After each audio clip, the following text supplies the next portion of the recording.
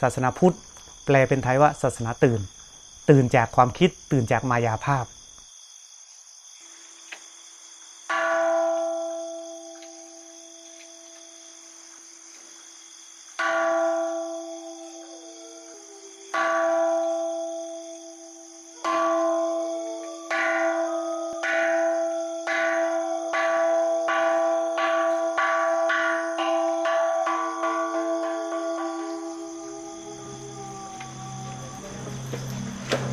ปกติคนเรามันจะมีเสียงกระซิบของตัณหาตลอดเวลากระซิบไปทำนู่นทำนี่อยู่ในโลกแต่ไม่เห็นโลกอยู่สถานที่นี้ก็ไม่เห็นสถานที่นี้เพราะมันมีอยู่ในความคิดอยู่ในนามรูปมันหลงอยู่ในนามรูปฉะนั้นศาสนาพุทธแปลว่าศาสนาตื่นมาอยู่ในโลกความเป็นจริง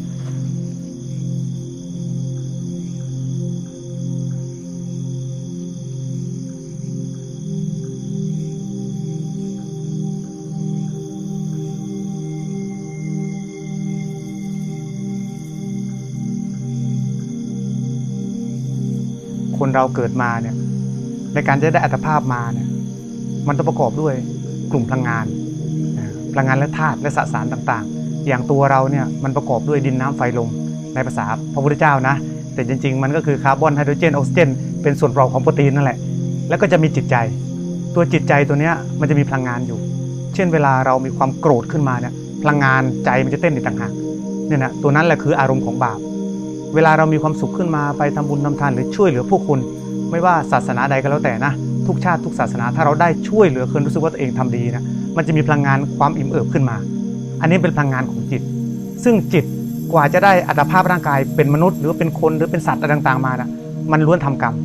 แล้วถ้าเมื่อเกิดมาแล้วมันก็จะเป็นต้องตายลักษณะเกิดมาแล้วตายเกิดมาแล้วตายนั่นแหละคือว่าการเป็นทุกข์ในความหมายพระเจ้านี่ไม่เหมือนทุกข์แบบชาวบ้านเรานะทุกข์ชาวบ้านเราแปลว่าเดือดร้อนใจแปลว่ากลุ่มแต่ทุกข์ของพระเจ้าเนี่ยดับเป็นทุกอย่างดับทั้งกลุ่มดับทั้งไม่กลุ่มก็คือพ้นอัตภาพการเกิดนั่นเองจุดประสงค์ที่สร้างวัดขึ้นมาเพื่อให้พ้นอัตภาพนั่นแหละคือพ้นทุกข์นั่นเอง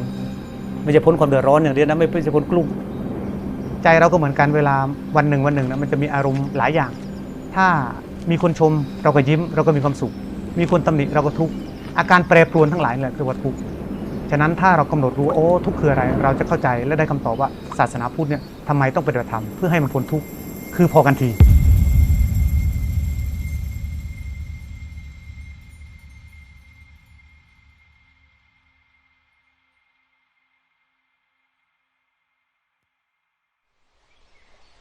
จริงแล้วการทำสถานธรรมอย่างเงี้ยครับหรือว่าสถานที่ปฏิบัติธรรมทำวัดเนี่ยครับค่อนข้างจะเหนื่อยและน่าจะถ้าในทางโลกก็น่าจะมองว่ามันน่าจะเป็นภาระหนักพอสมควรอาจารย์รู้สึกยังไงตรงนี้บ้างครับตอนแรกถ้าบอกว่าเหนื่อยเป็นภาระคือมันจะต้องมีสมองต้องคิดว่าบวกขาดทุนทำสิ่งนั้นจะดีแต่พระอาจารย์คิดว่าทำทั้งหลายนะมันไม่มีอะไรดีกว่าไม่ดีมันไม่มีขาดทุนไม่มีได้กำไรสุดท้ายเราก็ต้องดับต้องตายกันหมดถึงจะอยู่คนเดียวเราก็ตายอยู่หลายคนก็ตายทำเท่าที่มันได้ฉะนั้นการแบกว่าทำอย่างนี้หนักกว่าทำอย่างงู้นไม่ทำดีกว่าไม่มีก็คือเพราะว่ามันไม่มีว่าอันไหนหนักหรือไม่หนักอาจารย์ว่าจริงๆแล้วมันเท่ากันไงก็เลยได้เหนื่อยมันเหนื่อยอยู่แต่อาบน้ำนอนหลับมันก็นอนสบายแล้วก็ตื่นขึ้นมาก็ทำใหม่ได้เหนื่อยเป็นมันอยู่ที่การวางใจของเรานะแต่เราทราบธรรมชาติทั้งหมดทุกอย่างแล้วเราก็ทำไปสงเคราะห์โลกพระอาจารย์ฤทธิ์ก็เป็นลูกศิษย์พระอาจารย์ใหญ่นะช่วยท่านสอนถือว่าเป็นผู้ช่วยแต่ว่าที่มาเป็นพระอาจารย์ใหญ่พระอาจารย์ฤทธิ์ก็เพราะว่าเรามีปณิธานอันเดียวกันปณิธานนั้นก็คือเรารักพระพุทธเจ้าเหมือนกันเรารู้สึกซาบซึ้งขอบคุณในพระธรรมคำสอนที่มันตกมาถึงเราแล้วเราก็ได้พึ่งพาพระธรรมคำสอนของท่านจนเราพาตัวเองพ้นทุกข์ได้คำตอบในของชีวิตที่เราค้นหาทีนี้เราก็ซาบซึ้งบุญคุณในพระพุทธเจ้ามากเมื่อทราบซึ้งบุญคุณแล้วสิ่งหนึ่งที่ทำให้มันเดินทางมาถึงมีวัดมีสำนักปฏิบัติพาญาติโยมปฏิบัติเนี่ยก็เป็นเพราะว่าในสมัยที่เป็นโยมพระอาจารย์เป็นนักปฏิบัติมาก่อนเป็นคนที่เดินทางค้นหาสัจธรรมมาก่อนแล้วก็เห็นว่าน่าจะมีญาติโยมที่อยากจะปฏิบัติธรรมอยากจะศึกษาธรรมแต่หาสถานที่ที่ซัพพอร์ตอาจจะลำบากตอนนั้นพระอาจารย์ก็เลยมาเจอกับพระอาจารย์ใหญ่แล้วมีปณิธานอันเดียวกันแล้วก็เห็นทุกอย่างตรงกันก็เลยพากันสร้างพากันทำเอาเลยนะพลิกมือขวาตะแคงไว้ รู้สึกเนาะยกมือขวาขึ้นข้างลำตัวมีความรู้สึกไว้ที่สะดือก็มีความรู้สึกพลิกมือซ้ายตะแคงไว้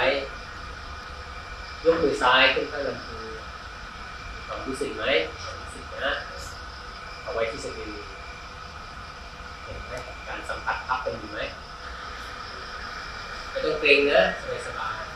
ๆมือขวายกขึ้นนะความรู้สึกออกมาข้างลำตัวมีความรู้สึกลดมือลงความรู้สึกนะเอาแค่ความรู้สึก การปฏิบัติของที่เนี่ยครับวิธีการตามหลักสูตรของหลวงพ่อเทียนมาเป็นหลักนะครับทำไมพระอาจารย์ถึงเลือกวิธีของหลวงพ่อเทียนมาสอนในสุดคือธรรมดากรรมฐานมีเยอะมากนะบางคนจะพ้นทุกข์เนี่ยเขาอยากจะพ้นทุกข์แต่กำลังไม่พอกรรมฐานของสติปัฏฐาน 4ของหลวงพ่อเทียนเนี่ยไม่ต้องใช้สมาธิเยอะใช้ความเพียรเยอะหน่อยบางคนคิดว่าต้องใช้สมาธิเยอะๆถึงจะพ้นทุกข์ได้แต่ไม่จำเป็นใช้สมาธิเพียงเล็กน้อยเรียกว่าสมาธิเบื้องต้นแค่นั้นเองพอกำหนดรู้ได้นะแล้วก็กำหนดรู้กายนะกำหนดรู้กายได้เมื่อทราบแล้วว่ากายไม่เที่ยงนามทั้งหลายความทุกข์ความสุขอยู่บนกายทั้งหมดเลยเนี่ยถ้าเราไม่มีตัวตนนะเราก็ไม่ต้องรักสวยรักงามนะเราก็ไม่ต้องอยากได้นู่นได้นี่นะไม่ต้องอยากได้รถไม่ต้องได้เสื้อผ้าหรอกปัญหามันคือกายเรา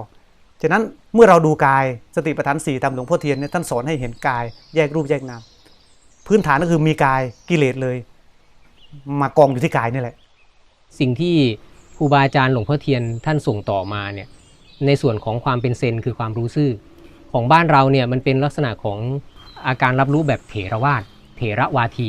เพราะฉะนั้นการเรียนรู้ของเรานี่ดีมากเลยมันทำให้มีความเป็นระเบียบเรียบร้อยและมีศรัทธาทำให้เราเดินทางในศาสนาพุทธเนี่ยไปได้แบบว่าไม่ท้อถอยง่ายๆนี่คือข้อดีของเถรวาททีนี้ธรรมชาติของการรู้ซื่อๆที่หลวงพ่อเทียนท่านบอกมาถึงจุดหนึ่งข้อความที่ส่งมามันอาจจะถูกเลอะเลือนไปจากการปฏิบัติทีนี้พระอาจารย์ใหญ่ท่านก็มาทำให้มันแจ่มชัดขึ้นจากการที่เรามาทำสัมมัญญะพระอาจารย์ใหญ่ท่านแยกในเรื่องของสติและสัมมัญญะให้ชัดสติกับสัมมัญญะต่างกันสติแปลตามตัวว่าระลึกถ้าเราระลึกถึงบ้านเราตอนนี้ระลึกได้ใช่ไหมระลึกงานที่เราทำเมื่อวานก็ระลึกได้ระลึกงานที่เราจะทำพรุ่งนี้ก็ระลึกได้สติเนี่ยแปลว่าระลึกมันเป็นไปได้ทั้งอนาคตอดีตและก็ระลึกว่านั่งอยู่ตรงนี้ก็ได้เนี่ยสติมันสามารถระลึกได้3วาระด้วยกันสัมปชัญญะเป็นความรู้สึกตัวรู้สึกกายสัมผัสมันสัมผัสได้ตอนนี้สามารถสัมผัสเมื่อวานได้ไหมก็ไม่ได้นะต้องอาศัยการคิดย้อนกลับไปนะฉะนั้นสัมปชัญญะมันอยู่ในปัจจุบันขณะและเผอิญมรรคผลนิพพานนะการตื่นบรรลุก็บรรลุในปัจจุบันขณะเราก็เลยต้องมาซ้อมให้รู้สึกตัวนี่เป็นภาษาชื่อเล่นมันนะชื่อจริงก็คือสัมปชัญญะ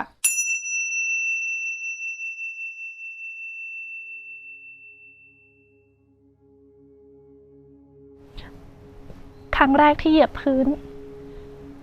เดินซื่อๆคืออะไร เรากลับตามหาว่าเดินซื่อๆคืออะไรเราเดินไม่เป็นเลยอ่ะเราก็พระอาจารย์ก็บอกวางเท้าเบาๆมองไปข้างหน้าเราก็เกิดคำถามมากมายอะค่ะพอเดินไปอะช่วงวันแรกๆอะเราเดินไปเดินกลับไปกลับมาทั้งที่เราเป็นคนมั่นใจที่จะมาเองนะเรารู้สึกว่าที่เนี่ยใช่แต่พอวันที่เราเดินจริงอะค่ะเรากลับมีคำถามมากมายว่ามันใช่หรอเราไม่ได้คุยกับใครเลยนะเสียงข้างในมันดังมากอะเสียงจากหัวใจของเราอะมันดังขึ้นมาจนเราดาวข้างในมันข้างหน้ามันมืดไปหมดเลยมีแต่แบบสิ่งแบบปะทุเข้ามาข้างในตัวเราอะปะทุมาว่าใช่หรอถูกหรอออกเถอะกลับเถอะโบวิ่งออกไปเลยตอนนั้นคือโบวิ่งออกจากลู่เลยค่ะโบอยู่กับตัวเองไม่ได้โบวิ่งออกไปแล้วไปเจอคุณแม่ชีท่านพากลับมาที่ลู่แล้วท่านบอกว่าเดินซื่อๆด้วยเสียงท่านและพระอาจารย์ก็เดินมาพอดีที่เท้าเป็นหลักและเสียงเป็นผลพลอยได้แค่ว่าผ่อนคลายเพราะว่าถ้าเรามุ่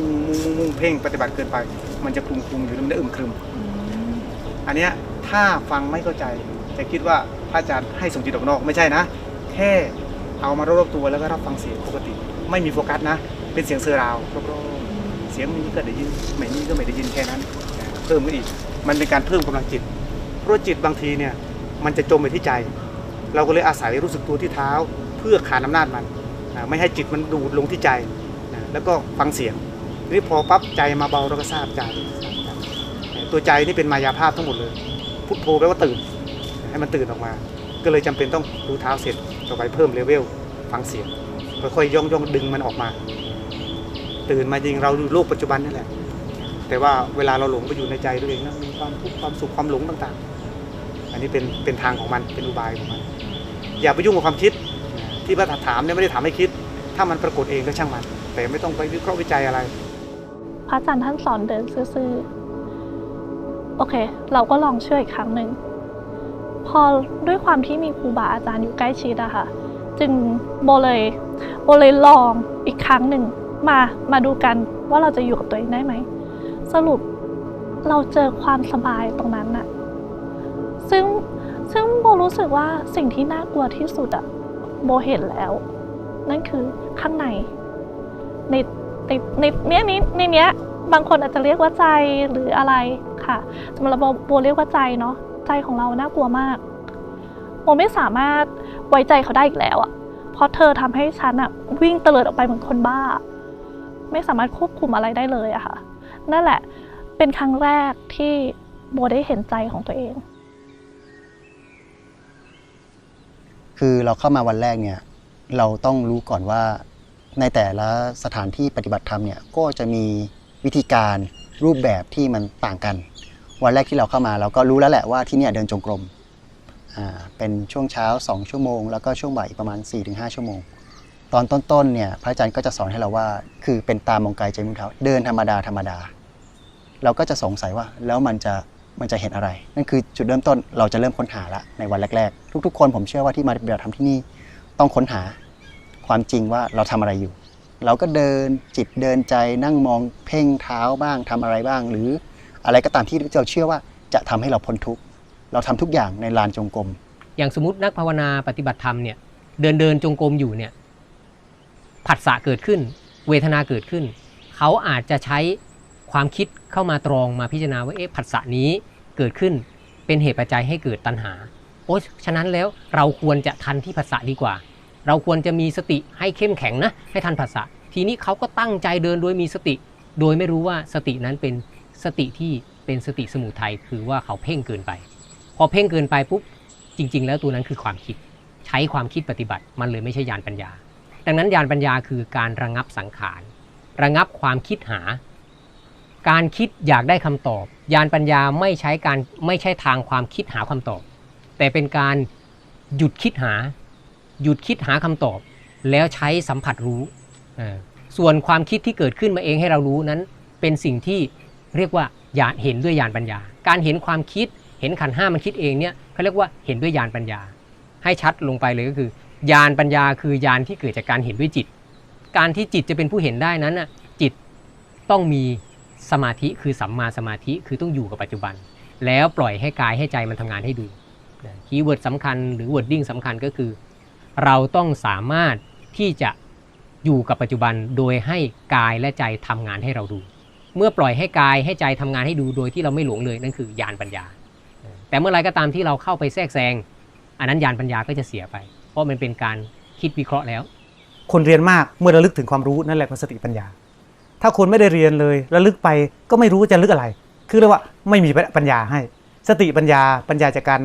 เรียนการจำและคือปัญญาที่การเรียนมาแต่ญาณปัญญาเนี่ยเกิดจากการเห็นขณะนั้นนะเป็นญาณทัศนะมันละเอียดกว่ามันตัวพาพ้นทุกข์ได้ฉะนั้นแยกออกนะปัญญามี2อย่างสติปัญญาเกิดจากการระลึกสิ่งที่เราเรียนมาญาณปัญญาเกิดการเห็นปัญญาที่มันทำงานเห็นความคิดนั่นแหละเรียกว่าญาณปัญญาทีเนี้ยเห็นความคิดขนาดของที่เราเห็นมันมีถึง9ขั้นด้วยกันเห็นตั้งแต่เห็นหยาบๆสั้นๆหายไม่ชัดอันนั้นก็ได้เห็นความคิดแล้วนะต่อไปมันจะมีขั้นเห็นละเอียดขึ้นจนเห็นทั้งตัวเลยจนเห็นทั้งตัวแล้วก็วางตัวได้เลย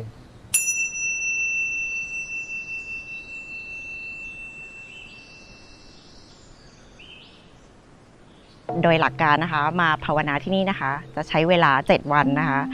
วันแรกนะคะ เราก็จะไม่ค่อยคุ้นเคยกับสถานที่นะคะ ก็จะมีความฟุ้งซ่านนิดหน่อยนะคะ ว่าอะไรอยู่ตรงไหนยังไงเวลาต้องเป็นยังไงเพราะฉะนั้นถ้าเราฝึกทำความรู้สึกตัวตามที่พระอาจารย์บอกนะคะ เราก็จะเห็นความคิดความฟุ้งซ่านค่ะพอวันที่2วันที่3นะคะก็จะมีความง่วงค่ะเพราะว่าเรานอนน้อยนะคะด้วยกำหนดการตามตารางเวลาที่เราต้องปฏิบัติอย่างเคร่งครัดนะคะเพราะฉะนั้นเราก็ต้องต่อสู้กับตัวเองนะคะโดยเฉพาะความง่วงทีนี้เวลาเรามีความง่วงเนี่ยนะคะมันก็คล้ายๆกับจอทีวีที่มันกำลังจะดับอะค่ะมันก็มืดแบบนั้นนะคะแต่ว่าในช่วงประมาณวันที่4ค่ะโดยการที่เราฝึกรู้สึกตัวเนี่ยจิตมันก็ทำงานเองโดยเป็นอัตโนมัตินะคะเหมือนว่าร่างกายเราเนี่ยจะหลับกำลังจะมืดแล้วนะคะแต่จิตมันก็สว่างขึ้นมาเล็กๆนะคะทีนี้พระอาจารย์เองค่ะท่านก็มีกุศโลบายนะคะในการที่ให้เราไปนั่งขยับมือนะคะในมองวิวนะคะให้ผ่อนคลายเราก็ปฏิบัติมาถึงสักประมาณวันที่4ค่ะก็รู้สึกว่าโหทำเต็มที่แล้วสงสัยได้เท่านี้จริงๆนะคะก็ถอนหายใจเบาๆค่ะแล้วก็พิงเก้าอี้นะคะใจมันก็รู้สึกเหมือนเราทำเต็มที่แล้วก็วางว่าอย่างนั้นละกันนะคะจิตก็เข้าสมาธิเองนะคะโดยอัตโนมัติของมันนะคะอันนั้นก็เป็นครั้งแรกค่ะที่ได้สัมผัสกับประสบการณ์ที่จิตเข้าในสมาธิค่อนข้างสงบนิ่งนะคะการฝึกฝนใน7วันเนี่ยค่ะมีความสำคัญมากเพราะว่าเราต้องการให้เกิดความรู้สึกตัวเท่านี้เลยคือจิตอะหรือความคิดเราอะหรือตัวมโนเนี่ยมันไหลตามสิ่งนั้นไปแล้วเพิ่งไม่ใช่ว่าหิวก็รู้ว่าหิวร้อนก็รู้ว่าร้อนแต่พอเรามาปฏิบัติใช้วิธีของท่านเนี่ยเราเห็นในขณะที่มันเติม ing อะเห็นมันกำลังเลยอะ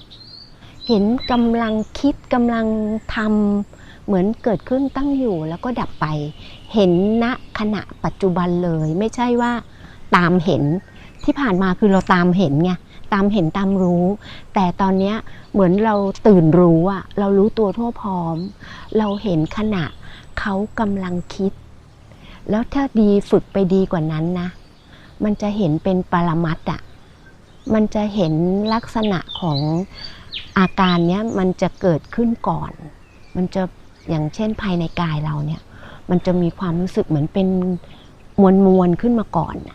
จนถึงทุกวันนี้นะคะหลายคนไปทำความรู้สึกตัวแต่แม่ทีมค่อนข้างมั่นใจว่าทุกคนยังทำความรู้สึกตัวไม่ถูกต้องคนถ้าทำความรู้สึกตัวที่ถูกต้องค่ะมันจะเข้าถึงจิตเดิมแท้เลยเพราะว่าเวลาแตะสัมผัสเนี่ยมันเป็นธาตุรู้ตัวนี้จะไม่มีคำพูดแต่คนส่วนใหญ่ไปทำความรู้สึกตัวและยังมีคำพูดถ้ามีคำพูดมันจะมีโกรธมีอารมณ์แต่ถ้ารู้สึกตัวก็คือกายวิญญาณที่ถูกต้องประสาทกายที่สัมผัสไม่มีคำพูดและจบในขณะเพราะฉะนั้นจะไม่มีความกลุ้มไม่มีคำพูดในหัวสมองอันนี้คือความรู้สึกตัวที่ถูกต้องพอเรามาทำความรู้สึกตัวอย่างที่สำนักเราอาสมมทิตารามเนี่ยพอมาทำความรู้สึกตัวปุ๊บมันหยุดอยู่ที่ปัจจุบันเมื่อหยุดที่อยู่ที่ปัจจุบันนั้นจึงเป็นการกำหนดรู้ทุกข์โดยปริยายโดยหาเงื่อนงำว่ามันเที่ยงหรือไม่เที่ยงเป็นเบื้องต้นสุดท้ายก็จะเห็นว่ามันไม่เที่ยงมันแปรเปลี่ยนไปเราไม่สกัดกั้นอารมณ์แต่เราทำอย่างเดียวคือทำความรู้สึกตัวให้อารมณ์มันปรากฏตัวให้สันดานให้กิเลสต่างๆมันปรากฏตัวและเราเห็นความไม่มีตัวตนในมันเห็นความไม่เที่ยงในมันนี้เรียกว่าการกำหนดรู้ทุกข์จึงจะพ้นทุกข์แต่ถ้าท่านไม่กำหนดรู้ทุกข์โดยนัยยะนี้ไม่ติดตามความไม่เที่ยงของขันธ์ห้าโดยนัยยะนี้ท่านอยากจะหาความสุขโดยท่านยังมีพกชุดความคิดที่เกลียดทุกข์ไปด้วยท่านจะไม่สามารถกำหนดรู้ทุกข์ได้อวิชชายังคุมใจท่านอยู่รู้สึกตัวไม่ใช่การบรรลุธรรมนะรู้สึกตัวเป็นเตรียมบรรลุธรรมยังไม่ลุกแต่ว่าตื่นเป็นอุปกรณ์รู้สึกตัวนี่เป็นอุปกรณ์เฉยๆนะเราเตรียมตื่นเหมือนเราจะลุกจากที่นอนเราลืมตาก่อนลืมตาเนี่ยเริ่มเห็นนามรูปจนกว่าจะตื่นลุกขึ้นมานั่นแหละลุกขึ้นมาเดินฉะนั้นการรู้สึกตัวเนี่ยเนื่องจากเรามีวิญญาณธาตุกายสัมผัสของเราอยู่ฉะนั้นมันยังเป็นขันธ์ห้าอยู่ยังไม่เรียกว่าความรู้สึกตัวเป็นการบรรลุธรรมแต่เป็นการเตรียมบรรลุธรรม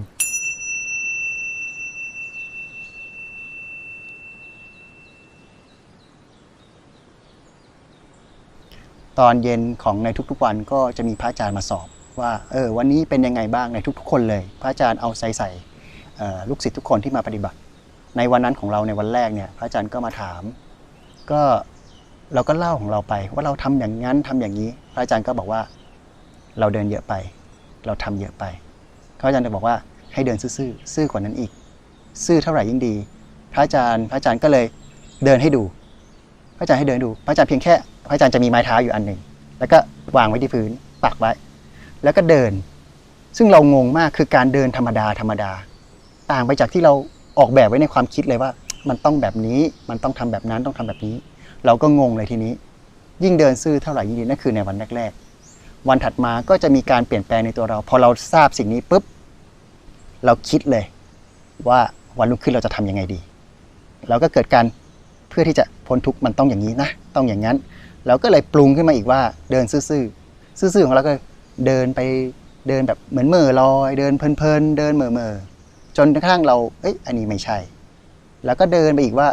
จนถึงกระทั่งผมเดินแบบเหมือนเด็กเลยซื่อนี่ซื่อเหมือนเด็กใช่ไหมมันจะได้บริสุทธิ์มันจะได้ไม่มีกิเลสอย่างที่เราเข้าใจเราก็เดินเหมือนเด็กเลยเดินเหมือนคนไม่มีแรงตลกมากในตอนที่เราปฏิบัติแรกๆในวันถัดมาก็สอบอารมณ์กันอีกในทุกๆวันพระอาจารย์ก็จะค่อยๆเห็นการเปลี่ยนแปลงในตัวเราเนี่ยยังไม่เห็นตัวเราเองอาจจะยังไม่เห็นพระอาจารย์จะเห็นก่อนเพราะเราไม่รู้ว่าเราเดินผ่านทางมาแล้วพระอาจารย์ก็จะค่อยๆบอกทางเราไปทีละนิดเราก็ค่อยๆเดินตามทางที่พระอาจารย์คอยแก้ไขเราทีละนิดดูทางนี้เป็นเด็กใหม่ทั้งหมดเลยนี่ เป็นยังไงวันนี้ง่วงไหมเมื่อวานง่วงก็ไม่ง่วงมีวันแรกง่วงเยอะแล้วก็เครียดด้วยวันแรกแบบเพ่งอย่างเดียวเลยแต่เมื่อวานก็ดีขึ้นแต่ว่าเมื่อวานปวดขาแล้ววันนี้ขาเป็นยังไงบ้างไม่ได้เป็นอะไรมันเหมือนมันเหมือนหายเป็นช่วงๆเราตัดมันออกจากพะวงเลยไม่ต้องพะวงมันแล้วที่อาจารย์บอกให้กำหนดรู้เท้าแบบซื่อๆเนี่ยทำได้ใช่ไหมเข้าใจไหมเพราะว่าเวลาวางลงไปเนี่ยมันรู้อยู่แล้วนะเพราะเราไม่ได้เป็นอัมพาตยังไงมันก็รู้อยู่แล้วนะเอาแค่นั้นพอความคิดเข้ามาเยอะไหมวันนี้เยอะมากเป็นเรื่องธรรมดาไม่รู้เท้ามันก็เต็มหัวไปหมดเลยกำหนดรู้เท้าชัดๆแล้วอย่าให้ความคิดมันมาหลอกได้ให้อยู่ส่วนของมันไปความคิดทุกอย่างนะเป็นของปลอมทั้งหมดเลยนี่ของจริงอยู่นี่ในหัวเรานะของปลอมร่างกายหรือขันธ์ห้ามันเตรียมเรื่องอะไรต่างๆไว้นั่งขึ้นมาช่วงวันที่3นั่นแหละก็เรียกวันที่กิเลสมันฟุ้งมันสำรอกมาหมดเลยวันนี้แหละตัวดีเลยนะความคิดจะเข้ามาเยอะนะแล้วก็เอาสูตรพระอาจารย์บอกนั่นแหละความคิดน่ะเป็นของปลอมวันนี้ก็เงียบเลยนะให้ช่วยมันด้วยการแผ่ฟังเสียงคืนๆเห็นไหมเสียงลมเสียงอะไรแต่ว่าไม่ใช่ว่าเอาไปที่เสียงนะให้รู้สึกที่เท้านี่แหละแล้วก็แผ่การจดจ่อความปวดหัวตัวตึงอะไรแผ่ปล่อยมันอย่าไปสนใจมันทำใจเบาๆสบายๆเนี่ยเราอย่าไปคุมมันมากเกินไปอย่าไปคุมการปฏิบัติเกินไปปล่อยออกอีกเหมือนวันแรกเราคุมมากเกินไปแล้วก็ปล่อยมันอีกถอยอีกที่บอกจะเรียกว่าถอยอีกนั่นแหละธรรมชาติก็คงดำเนินอยู่ของมันไปใจเราก็พูดนกมันก็พูดฉะนั้นไม่ต้องไปคุมอะไรมันจะตึงตรงเนี้ยถ้าคุมมันจะตึงตรงหัวปล่อยเป็นธรรมชาตินะดีแล้วเดี๋ยววันนี้คงพ้นนิวรณ์เบ็ดเสร็จนะตอนนี้ง่วงพ้นแล้วเหลือแต่ฟุ้งซ่านทำนี่คือลงมือทำนะธรรมะคือลงมือทำถ้าเรากล้าลงมือทำมาทำจริงๆจังๆตามที่ครูบาอาจารย์บอกเลยว่าให้เดิน19ก็เดิน19เดิน59ก็เดิน59นี่แหละหลักการสำคัญที่ว่าเราจะปฏิบัติไปได้แล้วก็เราจะเห็นตัวตนแล้วเห็นความคิดของเรามันจะแยกจิตแยกใจได้แล้วตัวนี้แหละสำคัญมากคือการลงมือถ้าเราลงมือไม่ลงมือรับรองเราไม่เห็นของจริงถ้าเราไม่เอาจริงๆจังนะถ้าเราจะมาทำหล่อๆเลยบอกว่าอาจารย์บอกให้เดิน59เราก็เดิน49มัน39ครึ่งอย่างนี้มันก็ไม่ไปนะต้องเอาตามที่ครูบาอาจารย์บอกทุกอย่างต้องเชื่อฟังยอมเขาเรียกว่าตัดหัวถวายนะตัดหัวถวายเราไม่ใช้ความคิดตัวเองเราใช้ให้พระอาจารย์บอกอย่างเดียวเราคือหน้าที่เราเดินมรรคอย่างเดียวนั่นแหละตัวของจริงมันจะเห็นของจริงแน่นอนพระอาจารย์บอกว่าให้เดินอย่างน้อย1 ชั่วโมงหนูวันนั้นหนูเดินไปประมาณ1.5 ชั่วโมงหนูแบบyes เราอย่างน้อยเรามากกว่าอย่างน้อยแล้วอะ ใช่ค่ะประมาณนั้นแล้วก็เดินต่อไปจนเจอสภาวะว่าแบบว่าออกจากภวังค์ที่เราติดอยู่อะ คือเราไม่ได้ยินอะไรเลยเราอยู่แต่กับเสียงในหัวของเราว่าแบบเดินแบบนี้สิเราอันนั้นอันนี้สิอะไรอย่างเงี้ยค่ะมันจะมีแต่แบบภาพมโนที่ขึ้นมาทั้งที่เป็นภาพทั้งที่เป็นเสียงอย่างเงี้ยค่ะแล้วก็พอวันหลังๆอ่ะพระอาจารย์บอกว่าให้เห็นภาพตรงนั้นเราก็เริ่มเห็นแล้วพอเห็นปุ๊บแล้วพอทุกอย่างมันน้ำมันเต็มตุ่มอะค่ะพอมันแบบโป๊ะเชะทุกอย่างเราก็แบบมันเป็นสภาวะที่แบบเฮ้ยเราอยู่ที่นี่มาประมาณ 2-3 วันเราไม่เคยได้ยินเสียงใบไม้สีกันเลยอะแล้วแบบแล้วนี่มันคือเสียงอะไรวะเราได้ยินแต่เสียงนกเนาะเพราะอาจารย์บอกว่าให้ฟังแต่เสียงนกแต่เราไม่เคยได้ยินเสียงใบไม้สีกันเลยแล้วมันเป็นวันที่แบบอ้าวชีวิตนี่มันคือปัจจุบันเหรอวะเนี่ยอันนี้คือปัจจุบันจริงๆอยู่กับสิ่งที่เราอยู่ตรงนี้จริงๆอยู่กับตัวเราเองจริงๆแล้วแบบอยู่กับกายสัมผัสจริงๆเนี่ยค่ะเพิ่งจะได้รู้จากคำว่าปัจจุบันวันนั้นรู้เนี่ยคือการตื่นตัวรู้ตัวทั่วพร้อมอย่างเช่นเวลาที่เราคุยกันเนี่ยเราก็จะเห็นบรรยากาศรอบๆตาเราก็จะเห็นต้นไม้ลมมากระทบเราก็จะรู้สึกว่ากระแสลมมากระทบเรานะอันนี้เย็นนะอันนี้ร้อนนะอันเนี้ยคือรู้แต่ถ้าเกิดเมื่อไหร่ที่เราหลงเนี่ยคือทุกอย่างมันจะมืดหมดเลยนะหนูเอานี้จะยกตัวอย่างอะไรหนูเคยขับรถมาไปในที่เราไม่เคยไปอ่ะแต่ว่าเราศึกษาถนนศึกษาป้ายบอกทางอย่างดีเลยอ่ะมีมะที่แบบเราหลงอ่ะทำไมเราหลงอ่ะทำไมเราไม่เห็นป้ายทั้งที่บางทีป้ายมันอยู่กลางถนนเลยนะเพราะอะไรรู้มะเพราะในขณะที่บางทีเรากำลังมันจะต้องผ่านเส้นทางนี้แล้วมันมีทรายมีป้ายบอกอ่ะในขณะนั้นอ่ะสมองเราหรือจิตเราอ่ะไอ้ตัวใจรู้เราอ่ะมันมีเรื่องอื่นมาคิดแล้วไอ้ตัวใจรู้หรือภาพเนี่ยมันก็จะไปรวมอยู่ในความคิดที่เราไปคิดถึงแม่คิดถึงลูกหรือจะตายแล้วเนี่ยเดี๋ยวจะต้องไปหาหมอมันก็เลยทำให้ตาหูอะไรเราทุกอย่างมันมืดรอบด้านมันมืดหมดเลยเพราะมันจะไปจมอยู่กับความคิดหรือภาพที่เรานึกนี่แหละคือการหลงเมื่อเรามาทำสัมมัญญะเนี่ยมันเป็นการตื่นออกจากใจโดยตรงเมื่อตื่นออกจากใจโดยตรงเราจะเห็นว่าความโลภที่มันพยายามจะเกิดมันก่อตัวไม่ได้เมื่อความโลภก่อตัวไม่ได้ความโลภดับลงไปเรารับสภาพแห่งความเย็นเพราะความโลภไม่มีเมื่อความโกรธเกิดกำลังจะเกิดขึ้นมีผัสสะเกิดขึ้นความโกรธจะเกิดขึ้นเราไม่เป็นไปกับความโกรธความโกรธดับไปเราได้รับความเย็นจากการที่เห็นว่าความโกรธนั้นดับไปเมื่อทำไปมากๆความโลภความโกรธไม่มาแทรกแซงไม่มาแซงหน้าแซงตาเราสัมมาสมาธิสัมมาญาณปรากฏขึ้นแก่เราเห็นว่ากายใจนี้มันทำงานเองได้หมดมันสามารถทำงานของมันเองได้เราตื่นออกจากกายจากใจตื่นออกจากความหลงว่ากายใจนี้เป็นเราตอนนั้นก็คือออกจากใจได้เบ็ดเสร็จก็คือได้สัมผัสของวิมุตติคือนิพพานการที่คนเราฝึกไปนานๆแล้วจะรู้ว่าตัวเอง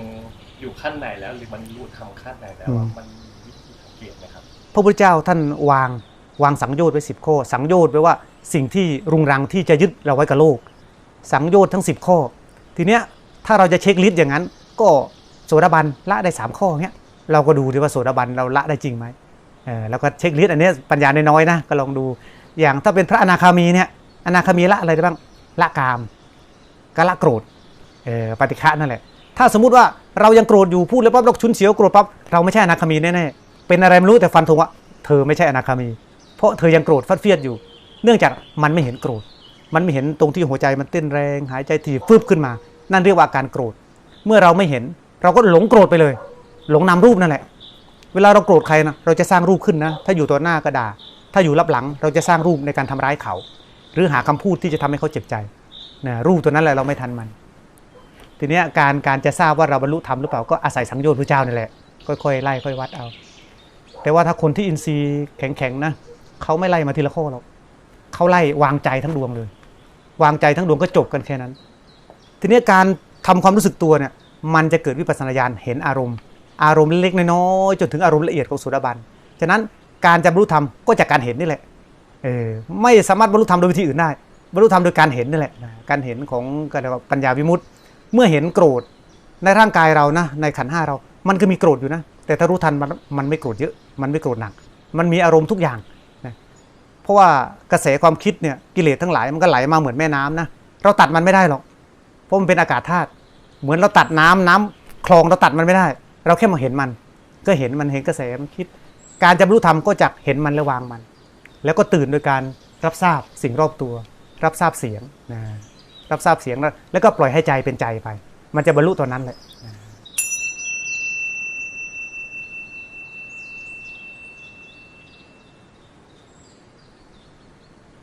ความรู้สึกตัวที่แม่ชีอธิบายว่าถ้ารู้สึกตัวที่ถูกต้องมันไม่มีคำพูดมันพ้นทุกข์เป็นขณะแต่ถ้าเกิดว่าทุกขณะคุณต่อเนื่องเป็นปัจจุบันขณะต่อเนื่องคุณจะพ้นทุกข์ได้ตลอดไปแล้วถ้าเกิดคุณอยู่ที่ฐานกายอยู่ที่ความรู้สึกตัวไม่ว่ามีความคิดมีอารมณ์หรือว่ามีปัญหาอะไรเกิดขึ้นคุณจะทันมันเห็นมันคุณไม่ทำตามมันการที่คุณไม่ทำตามมันเราเรียกว่าฟอกจิตให้ขาวรอบนะคะก็ต้องขอกราบขอบพระคุณนะพระอาจารย์พระอริยสงฆ์ทั้งสองท่านพระอาจารย์ใหญ่นะพระอาจารย์ใหญ่อินทรียจารุธรรมโมแล้วก็พระอาจารย์ฤทธิปิยธรรมโมท่านคือผู้ที่อาตมานี่เลือกเป็นผู้นำทางนะเรามาดูว่าท่านเคยไปมาหรือยังตอนที่ผมฟังคลิปท่านก็เล่าไปในระดับหนึ่งแล้วก็พอมาได้มาสัมผัสตัวเองพระอาจารย์ใหญ่นี่เป็นผู้มีฌานลาภีจบสมบัติ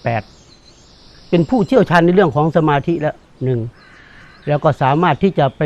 เชี่ยวชาญในเรื่องของปัญญาวิมุตติคือออกจากขันธ์5มาได้ในเรื่องสมาธิแล้วก็กลับเข้ามาในขันธ์5เพื่อมาตรวจสอบดูได้อีกเป็นผู้เชี่ยวชาญมาทั้ง2อย่างเลยเขาเรียกว่าอุปโตภาคเลยพระอาจารย์ใหญ่ส่วนพระอาจารย์ฤทธิ์นี่เป็นผู้เชี่ยวชาญทั้งปริยัติปฏิบัติคือสามารถเป็นผู้ที่แปลไทยเป็นไทยได้ผมมาที่แรกข้อธรรมบางคำของพระอาจารย์ใหญ่เนี่ยยังฟังไม่เข้าใจเลยแต่พอพระอาจารย์ฤทธิ์ได้มาแปลออกมาอีกทีนึงเพราะคำธรรมมันลึกซึ้งมากพระอาจารย์ฤทธิ์ได้แปลออกมาเป็นภาษาไทยให้เราเข้าใจถึงเข้าใจที่แท้ต้องแบบนี้ต้องเบาแบบนี้เนี่ยทั้งสองท่านเป็นผู้ที่ชัดเจนมากในเรื่องของเป็นผู้มีปัญญาในเรื่องของขันธ์5ตัวเนี้ยเรื่องกองทุกข์นี่เชื่อเหลือเกินว่าเนี่ยท่านแสดงว่าท่านเนี่ยเคยไปจุดนี้มาแล้วทำไมถึงเลือกที่จะบวชกับพระอาจารย์เพราะว่าก่อนหน้านี้ด้วยความซนแล้วก็เขาเรียกปัญญาทางโลกด้วยอะไรด้วยเป็นคนที่ไม่ชอบอะไรที่ง่ายๆอะไรที่สามารถเคี่ยนเราได้ปรามเราได้เราก็จะเลือกบุคคลคนนั้นเป็นอาจารย์เป็นคุณลุงนะครับที่เขาปฏิบัติมานานละมีครูบาอาจารย์เยอะมากแล้วก็ปรากฏว่าเขาไปดู YouTube ของพระอาจารย์แล้วก็ได้มีคำหนึ่งขึ้นมาชื่อว่าขันธ์5คืออะไรนั่นคือสิ่งที่ตรงกับที่พระพุทธเจ้าพูดไว้ว่านั่นคือสิ่งที่ควรดูนั่นก็คือเป็นจุดเริ่มต้นว่าคุณลุงบอกว่าอันเนี้ยน่าจะใช่ละเราก็เลยเข้ามาค้นหาความจริงเหมือนกับที่เขาทำคนที่อยากจะบรรลุธรรมหรืออยากจะพ้นทุกข์จำเป็นจะต้องอยู่ในสมณเพศสำหรับครูบาไม่จำเป็นแค่ทราบว่าสิ่งที่พอใจและไม่พอใจที่บังคับบัญชาได้และบังคับบัญชาไม่ได้มันเป็นเราแค่ชั่วคราวไม่มีสิ่งใดเป็นของเราทราบในความบังคับบัญชาไม่ได้เพราะอัตภาพเนี่ยของพระเนี่ยมันง่ายมันทำให้ไม่เนิ่นช้าอันนี้คร่าวๆนะมันไม่ทำให้เนิ่นช้าแต่สำหรับฆราวาสที่เขาสะสมมานานแล้วมันก็แป๊บเดียวถ้าได้เจอครูบาอาจารย์ดีย้ำว่าต้องมีครูบาอาจารย์ปัจจุบันเนี่ยมันก็มีเยอะนะที่แม่ปูเห็นว่ามีคนที่แบบคารวะบรรลุธรรมมีเยอะมากแล้วมันก็เป็นได้จริงแต่ว่ามันก็ไม่ง่ายต้องยอมรับมันก็ไม่ง่ายเพราะว่าถ้าเราจะมาแฮกเข้าระบบที่3เนี่ยแต่ว่าเราต้องทวน2ระบบนั้นพอสมควรใช่ไหมมันก็ไม่ได้ง่ายแล้วก่อนที่แบบมันจะแบบเปลี่ยนมาที่ระบบที่3อย่างสมบูรณ์ซึ่งมันต้องใช้เวลาในการทำความเพียรที่ถูกวิธีด้วยแล้วก็อย่างต่อเนื่องซึ่ง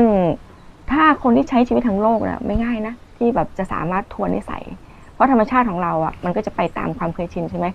แต่มันปูว่ามันก็ทำได้คือแล้วก็ค่อยสะสมไปอย่างน้อยคือถึงแม้ไม่ถึงที่สุดของที่สุดแต่ระหว่างทางอ่ะเราสามารถพัฒนาให้เราสามารถ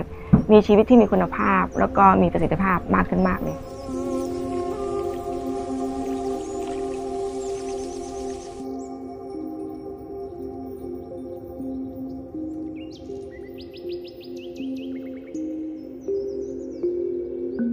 พระอรหันต์สมัยพุทธกาลก็ความสามารถมีกัน5เหมือนเรานั่นแหละท่านก็มีอายุเท่ากันนี่แหละอ่อนแอแข็งแรงก็เท่ากันนี่แหละไม่ใช่ว่าท่านอายุ1,000 ปีที่ไหนเล่าแต่ก็มีช่วงหนุ่มช่วงแก่ช่วงอะไรเหมือนกันกินข้าวเหมือนกันอะไรเหมือนกันทุกอย่างฉะนั้นอย่าไปคิดว่าโอ้ยเราไม่ถึงนิพพานห้ามคิดให้ทำให้เต็มที่ก่อนหวังนิพพานไว้ก่อนอาจจะตกอยู่ที่สกิทาคามีโสดาบันก็ช่างมันเรียกว่าหวังยอดก่อนตกมันก็ตกคาคบไม้แล้วมันไม่ถึงพื้นหรอก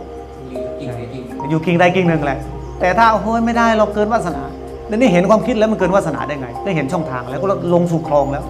มีแต่คนไม่เห็นคนไม่ทำเท่านั้นจริงๆคนทุกคนมีศักยภาพในตัวเองทุกคนเลยมีศักยภาพในตัวเองสิ่งหนึ่งที่พระอาจารย์อยากจะให้ระลึกก็คือระลึกถึงความไม่เที่ยงระลึกถึงความตายความไม่มั่นคงความไม่แน่นอนของชีวิตไม่ได้หมายถึงว่าเรามีเงิน100 ล้านต่อให้มีเงินอยู่100 ล้านคนที่มีปัญญาก็ทราบว่ามันไม่เที่ยงตัวมันจะต้องตายเงินมันไม่สามารถยื้อชีวิตมันได้เมื่อเราเข้าถึงความไม่เที่ยงด้วยปัญญาจากการที่เห็นคนอื่นตายเห็นพ่อแม่แก่เห็นความชราอย่างนักวิทยาศาสตร์เราก็จะเห็นว่าเราอยู่บนผืนโล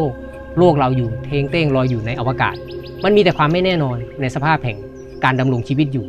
แล้วอะไรหนอที่มันแน่นอนมันจะเกิดคำถามนี้ขึ้นเมื่อมีคำถามว่าอะไรแน่นอนอะไรที่มันอยู่นิรันดร์ตัวนั้นมันจะบีบบังคับให้เราหาสิ่งที่เที่ยงแท้ก็คือนิพพานจริงๆการปฏิบัติธรรมเนี่ยไอ้ว่าธรรมะพุทธเจ้าเนี่ยวันแรกที่ท่านตรัสรู้นะท่านถอดใจเกือบจะไม่สอนนะเพราะเป็นของละเอียดแต่ถ้าปุถุชนที่ยังบริโภคกามอยู่คือความสุขจากรูปเสียงนะมันก็แบบได้ยากฉะนั้นแต่ถ้าเราตั้งใจก็ไม่เกินความสามารถของเราธรรมะเนี่ยถ้ามองคนไม่รู้นึกว่าสิ่งอื่นแต่มันคือกายใจเรานี่แหละแค่มาแล้วก็เดินดูกายใจตัวเองโดยกรรมวิธีของพระเจ้านี่แหละในแบบสติปัฏฐาน4ที่สอนนี่เห็นได้ไม่ยากขอให้มีกำลังใจแต่คนน่ะมันจะเห็นมันต้องมีชิมลางมาบ้างถึงจะเห็นบ้างว่าเอาเชื่อว่าทางนี้ทางพ้นทุกข์ฉะนั้นถ้ามาเดินภาวนานะไม่เกิน7 วันนะที่ของอาสมบัณฑิตารามของเราไม่เกิน7 วันหรอก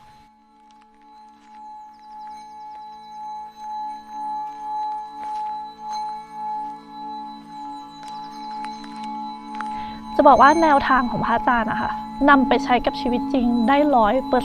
100%คือทุกขณะทุกขณะที่เราเนี่ยค่ะโมหยิบมือขึ้นมาอย่างเงี้ยโมก็รู้คือมันไม่หลงอะค่ะ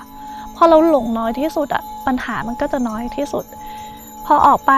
ไม่ว่าเราจะเจอปัญหาอะไรเจอปัญหาลูกน้องใช่ไหมคะไม่สามารถคอนโทรลเขาได้แต่เราคอนโทรลตัวเองได้แล้วไงเราอยากถ่ายทอดสิ่งนี้ให้กับคนที่เขายังไม่รู้เราก็จะมองคนที่เรารักก่อนวันที่3วันที่4เนี่ยผมถึงกับพิมพ์บอกที่บ้านเลยว่าผมเจอทางละผมรู้สึกแล้วว่าสิ่งนี้แหละคือสิ่งที่เราหาอยู่ส่วนต่อตัวเราเองเนี่ยเราเห็นการเปลี่ยนแปลงว่าสิ่งที่เราปฏิบัติในวันแรกแม้กระทั่งความคิดที่เราได้ฟังข้อมูลข่าวสารเช่นพระอาจารย์บอกว่าให้ทำแบบนี้เราจะเกิดการคิด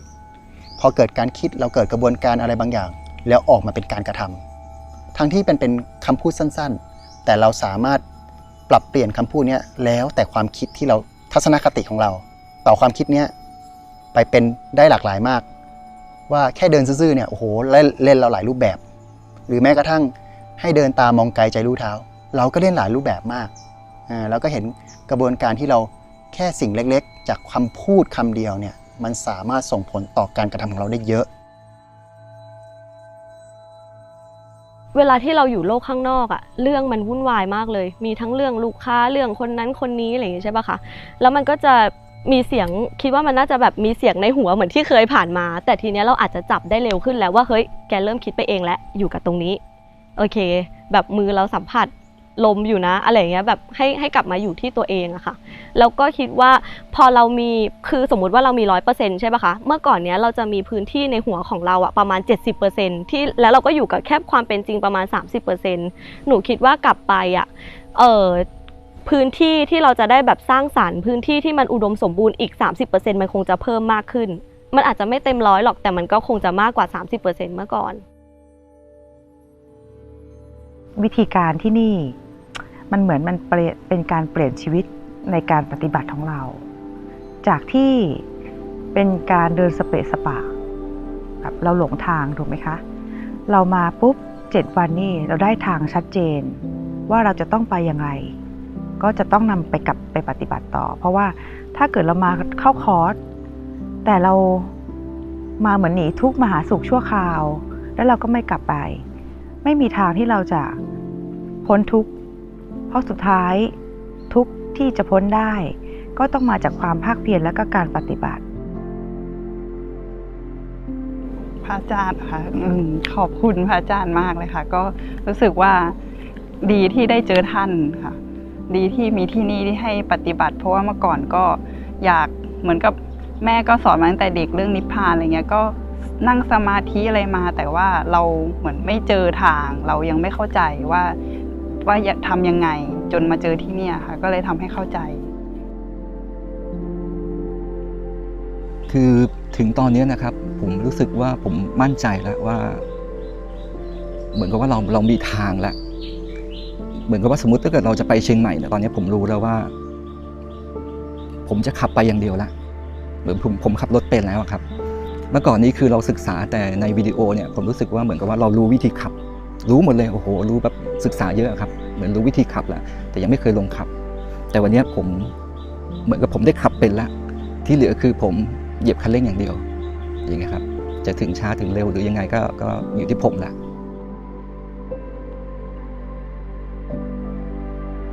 ธรรมชาติน่ะมันมีมาก่อนแล้วสำหรับทุกชาติศาสนาไม่ว่าจะมีพุทธเจ้าเกิดขึ้นหรือไม่เกิดขึ้นแต่พุทธเจ้าน่ะค้นพบในเรื่องของการเกิดการตายเรียกว่าพลังงานคนเราเมื่อมีความชอบความชังมันก็จะรวมกับธาตุต่างๆเมื่อรวมกันได้เป็นเศษเป็ดมันก็ต้องพังลงไปธรรมดาทุกดวงจิตดวงวิญญาณธาตุแท้ของเขาเนี่ยจะเป็นธาตุที่บริสุทธิ์ทุกชาติศาสนาต่างๆมันจะต้องบีบบังคับในทางใดทางหนึ่งให้พ้นทุกข์ไม่ว่าเจ้าตัวต้องการอะไรมันเป็นเรื่องของธาตุเหมือนน้ำแข็งมันต้องดินโดนกลับไปสู่ธาตุเดิมคือละลายเป็นน้ำเมื่อละลายเป็นน้ำเสร็จมันก็ต้องลอยขึ้นไปเพราะแต่เดิมทีมันคือไฮโดรเจนออกซิเจนมันต้องกลับไปสู่ฐานเดิมของมันทั้งหมดฉะนั้นอาการแปรปรวนนั่นแหละเรียกว่าทุกข์จะพ้นทุกข์ไฮโดรเจนต้องเลิกเป็นน้ำหมายถึงว่าต้องแยกออกจากออกซิเจนไปเนี่ยนั่นแหละมันเป็นธาตุละเอียดลึกซึ้งไม่ว่าต้องการหรือไม่ต้องการทุกดวงจิตดวงวิญญาณชาติใดชาติหนึ่งต้องพ้นทุกข์มันจะมีการเกิดการตายอย่างเงี้ยมันบีบบังคับจากความทุกข์นี่แหละให้พ้นทุกข์